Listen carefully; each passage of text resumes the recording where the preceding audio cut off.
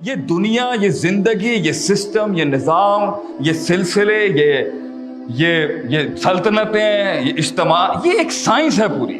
دلوں پہ راج کرنا ایک سائنس ہے، لوگوں کا درد بننا ایک سائنس ہے، اشاروں کے اندر مجمع ہلا دینا یہ سائنس ہے پوری. یہ ایک روحانیت ہے، یہ عطائی بھی ہے اور کچھ کسبی بھی ہے.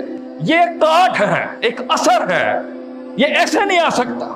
بڑے سفر کرنے پڑتے ہیں اس کو سیکھنے کے لیے کہ میں کیسے کلیجوں پہ راج کر جاؤں اگلے، اور پھر اللہ کی نصرت بھی اس میں شامل ہو. یہ ایسے نہیں ہو سکتا. تو اگر آج تیری سلطنت جلی بھی ہے، آج اپنا محاسبہ کر. حاسبوا انفسکم قبل ان تحاسبوا.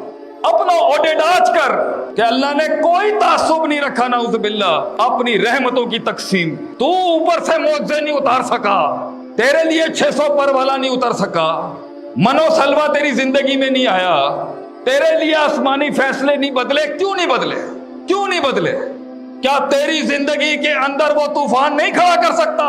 کیوں نہیں کر سکتا؟ جو مینو 14 سال بعد پتر دے سکتا ہے بغیر کسی شرک کیتے بغیر. کیوں ان دلیسوں کے اوپر اپنے ماتھے اور چہروں کو رگڑ رہا ہے؟ کیوں اس مخلوق کے آگے جھکا ہوا ہے؟ کیوں اپنے اندر کی غیرت اور عزت کا سودا کر رہا ہے اگلوں کی دلیسوں پہ، جب تیرا ڈائریکٹ کنیکشن ہے آسمان والے کے ساتھ؟ انی قریب، اور وہ کہتا ہے میں قریب ہوں. اجیب دعوت الداعی اذا دعان. تو بات بھی نہیں کرے گا میرے تک پہنچ جائے گی اور جواب مل جائے گا. کیوں نہیں لا سکا تو معجزے آسمانوں سے؟ یہ چار صوبے کیوں نہیں بول سکے؟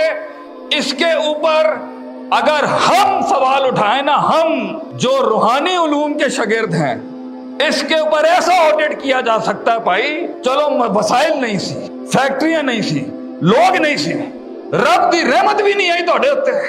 کم من فیتن قلیلتن غلبت فیتن کثیرہ نہیں ہو سکا آپ کے ساتھ. کہ اللہ کہتا ہے کتنی ہی قلتیں تھیں.